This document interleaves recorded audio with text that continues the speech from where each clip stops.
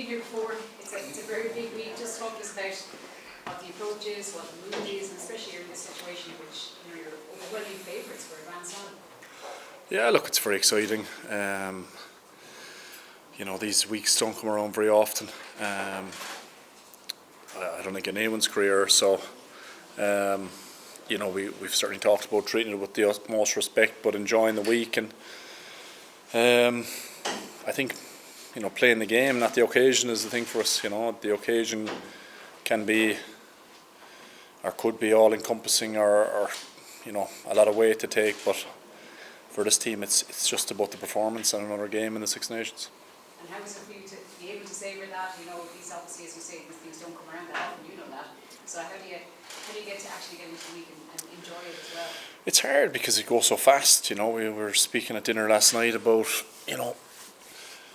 how we were on the plane to Portugal and it felt like last week, and it's 8 weeks or whatever it was, and it's gone in a blink of an eye. And that's normally a good sign that you're enjoying yourself, and things are obviously very enjoyable certainly when you're winning. It makes life easier, but we're under no illusion that this week is going to be the biggest week of them all. We're certainly expecting the very best from an English performance standard point of view. And just in terms of this group as well, obviously you've been with many others. Just maybe give us an insight into this, calm amongst the chaos mentality, and how you've been so incredibly successful during this campaign.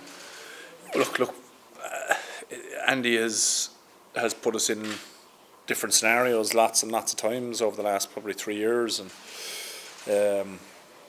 you go back to all those experiences, and be it New Zealand, be it last year Six Nations, having to navigate through things, COVID, even when the first test in New Zealand, COVID, guys coming in, guys coming out, even this Six Nations, we've had late pullouts in Wales, that kind of thing, and that's just part of rugby, and Andy's thought on it is you roll with the punches, and these things happen, and you've got to get on with it. And I think we've built a squad now, and an extended squad that is capable of, no matter what can goes wrong, guys just step in and get the job done. You touched on it there with Claire, but where does this week and this game rate in terms of the biggest games you've played in your country? Look, it's probably the biggest one. Certainly the biggest one of this group's campaign, but it's great to be able to sit here and say that these games are getting bigger and bigger. That was certainly our plan at the start of this. But as I said, it's easy to get caught up in what is a very, very big and important weekend.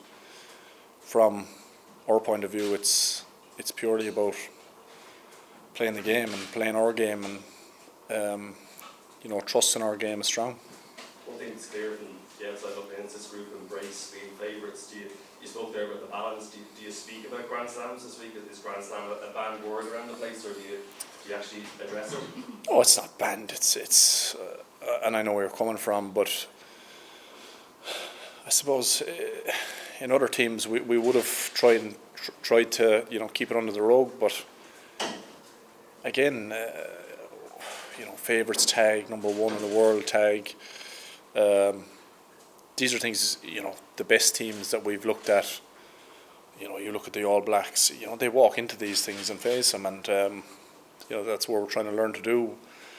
But at the same time, you've got to back that up with performances. There's no point in walking into things and not performing well. That's at the end of the day. That's the goal: is to put our best foot forward every Saturday or Sunday that we go out. And it's, as I said, no different this weekend.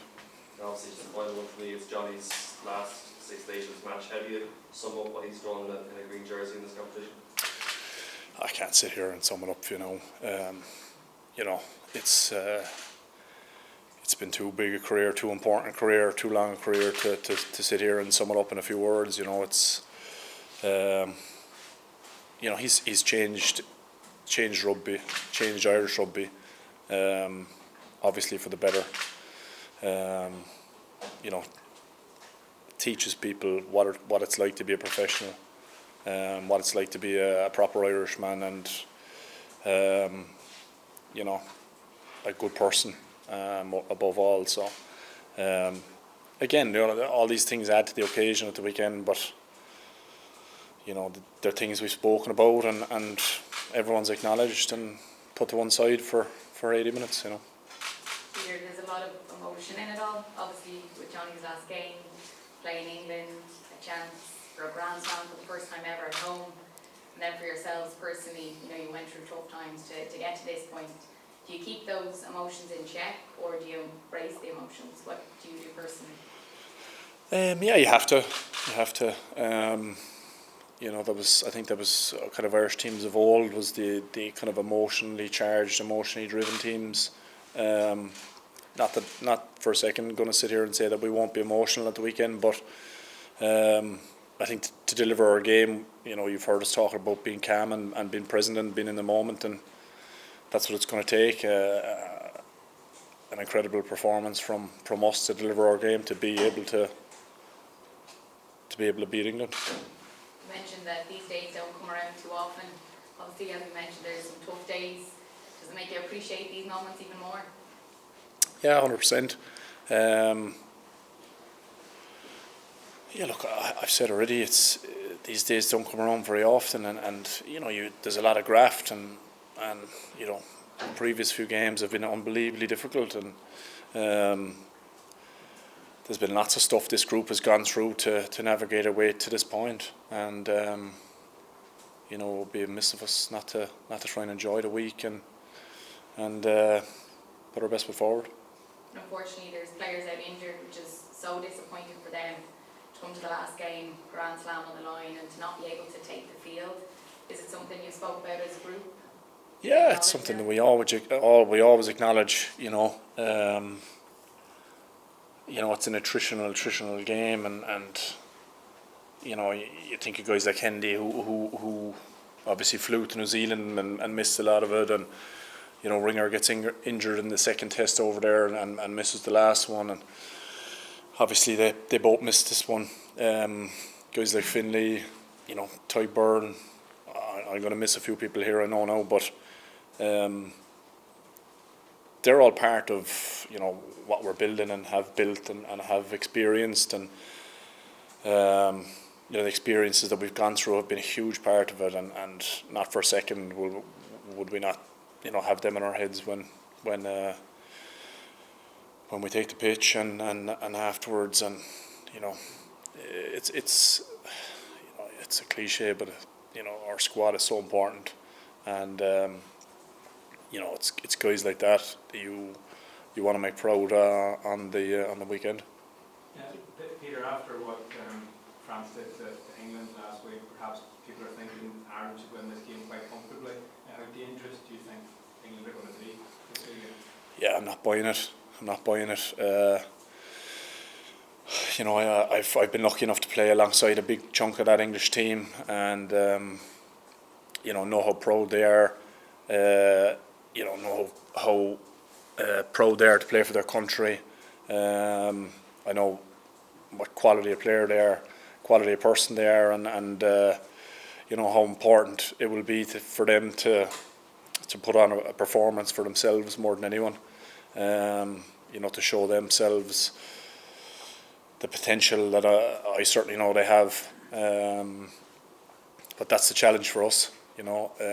We're expecting, certainly the best version of those English boys to come to the Aviva on Saturday and to perform, and to do that, we know we've got to be at our very, very best. So I'm certainly not buying that. And what would it mean to you and the squad to clinch the Grand Slam this weekend at home?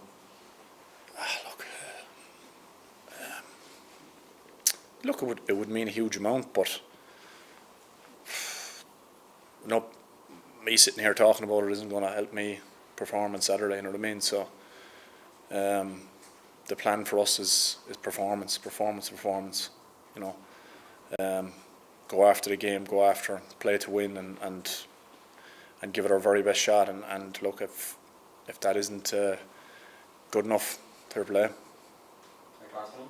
Peter, you've talked about what Andy has done on the pitch. What's he brought off the pitch that has made you so successful?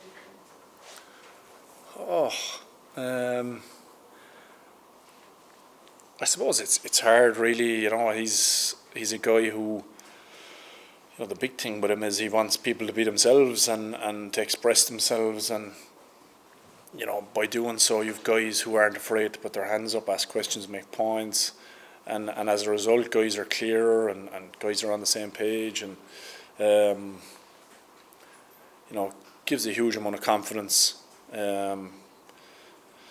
Just being around the place, you know, the way he delivers messages in meetings, you know, you can tell that he's, you know, just an incredible leader, that he's been there before in front of, you know, lots of teams that, you know, be it he been taking the pitch or just coaching, that he just gets it and gets the feeling in the room, gets the feeling of guys where they're at, and just gives you an incredible amount of confidence. Yeah, it's hard to sit here and same with Johnny's question, say exactly what, you know, the development that he's given me and the squad. It's hard to explain in a couple of sentences, you know. All right, thanks guys. Thanks Pete. Thank It is. you. Cheers.